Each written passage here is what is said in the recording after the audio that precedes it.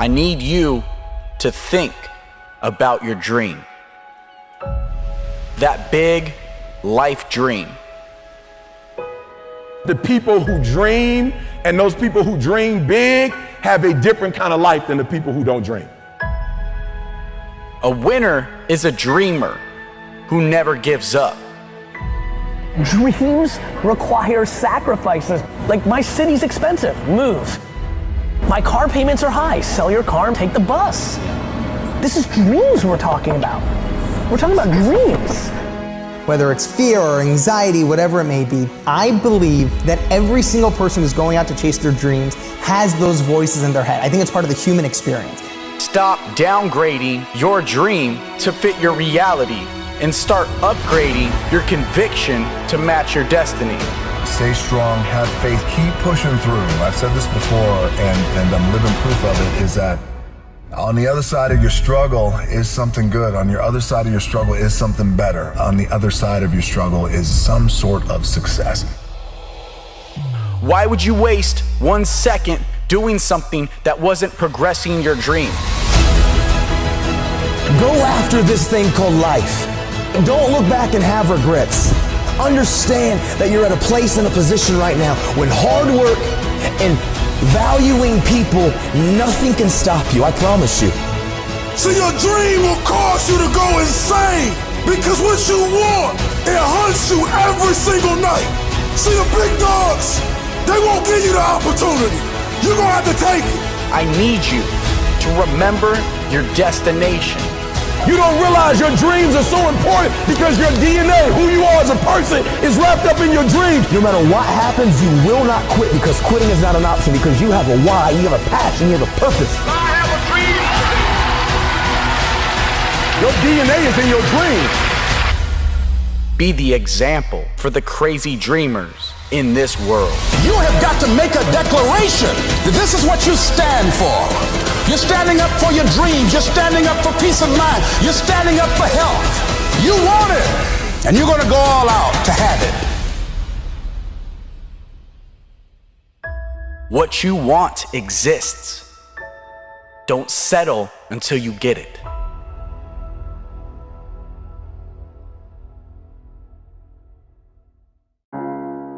You need to use guilt as your fuel. You need to start feeling guilty when you're not achieving or striving towards your dream. You can use the people that doubted your dream as motivation. When your dreams are dying and when you don't have enough strength to go on, I need you to stop the procrastination. I need you to let go of all limitations. So I'm here to tell you today that you can have anything you want, be anyone you want, but you're gonna have to work. See, dreams, aspirations, they're not easily obtained. But one of the hardest things to do is to keep going, is to keep chasing. People will give up their dreams for certainty. But I'm telling you that your life will start to change when you become more committed to your dreams than your comfort zone. Stop being pushed around by the fears in your mind and start being led by the dreams in your heart. This is your moment. And you gotta look in the mirror and believe that. Ease is a greater threat to progress than hardship.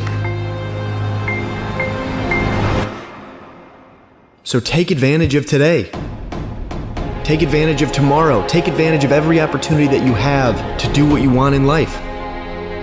Life's too short to be working on someone else's dream. And I know it's difficult to follow your dreams, but it's even worse if you don't.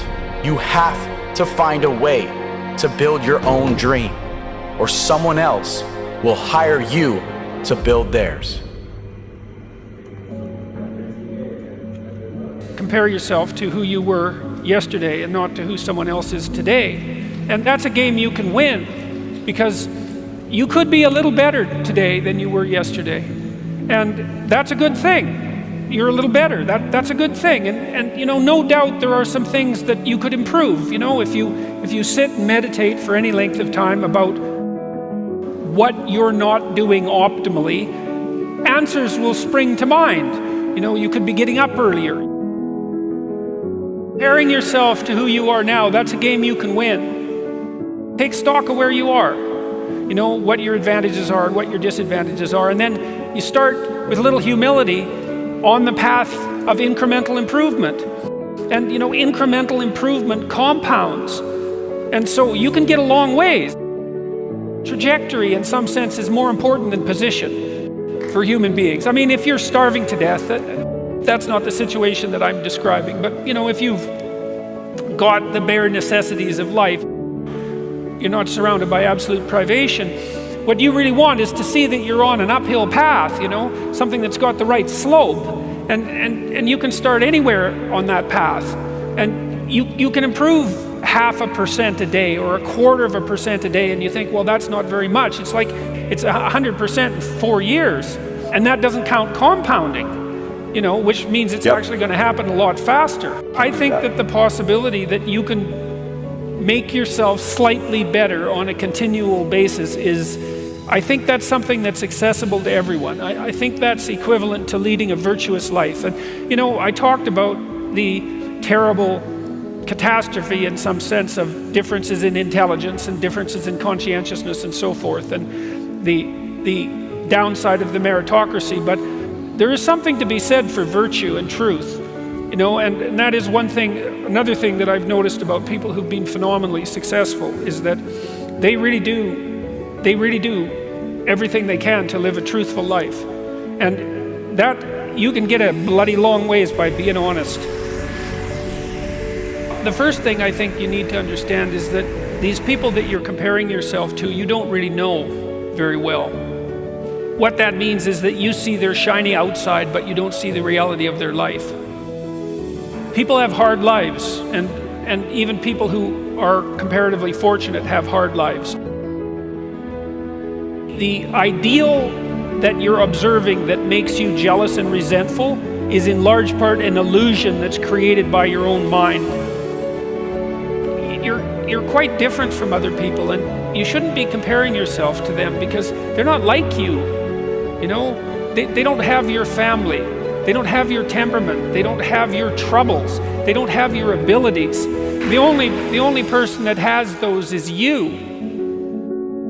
Compare yourself to who you were yesterday and not to who someone else is today. And see, that's a game you can win.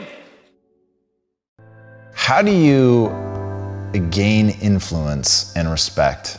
Like, what's that process?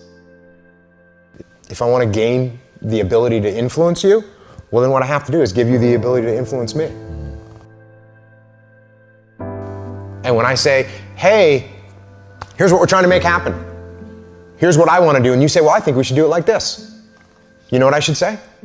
Okay, well, let's take a look at that. The more I allow you to influence me, the more open your mind gets for me to influence you.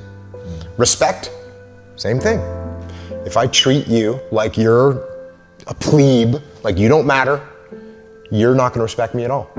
But if I treat you with respect and respect you, when you try and talk to me, and I listen and I respect what you're saying and I try and understand it fully, then your respect for me is going to go up as well. So when you want to earn respect, give respect. When you want to earn influence, give influence. When you want to earn trust, give trust. All those three are related. There's a word that people bring up a lot, and I think they're pretty interchangeable, and it's relationships and trust, right? Trust is built on relationships. Relationships are built on trust. If you don't trust me, we don't really have a relationship. The more deeply you trust me, the better relationship we have. When I say that relationships are the most important thing in getting things done, when I look back at my career in the Navy and the SEAL teams, just about every single thing that I ever did was through relationships. So the amount of times that I looked at one of my subordinates and said, no, you will do what I'm saying because I'm in charge, I don't think I actually honestly ever said that one single time. I think it was always, hey, This is what we got to get done. How do you think we should do it? Do you think this is smart? And it was all based on relationships and up the chain of command too. There was never a time that one of my bosses said, hey Jocko, shut up and you do what I told you to do. There was never a time that one of my bosses said that to me. There was, if I had a question, if I pushed back, they gave me legitimate answers. If they didn't have good answers, then they would modulate or change what it is that they were telling me to do. So how do I build trust with you? So if you're above me in the chain of command, if you ask me to do something as my boss, I do it. And I do it well. And I do it consistently. And I go above and beyond what you ask. And if you want me to deliver this project by this date, I deliver it earlier and I deliver it to the best of my ability above and beyond what you expected. And you say, oh wow, when I ask Jocko to do something, he actually does it. And that's where it starts. It starts with that right there, with me performing, me offering advice, me taking what you asked me to do and doing it. That's the number one thing. If we flip those roles, and now I'm in charge of you, how do I build trust with you? Well, what I do is I give you a project. And instead of me giving you a project and then saying, hey, here's how I want you to do this and here's how I want you to do the next part, instead I say, hey, here's a project, let me know how you want to do it. And then you go figure out how you want to get done. And I don't micromanage you and I don't ask you a million questions about and tell you, no, don't do it like that, do it like this. I let you do it. And what does that tell you? That tells you that I trust you. I trust you. And when I trust you, you start to trust me. And by the way, if something goes wrong, instead of me jumping down your throat and hanging you out to dry and making you an example in front of everyone, I say, hey, let's figure out what went wrong. Did I not support you well enough? Did I not give you what you needed? And so you realize, oh, he's not gonna hang me out to dry. He's gonna give me the support. He's gonna try and teach me if something goes wrong instead of try and drop the hammer on me.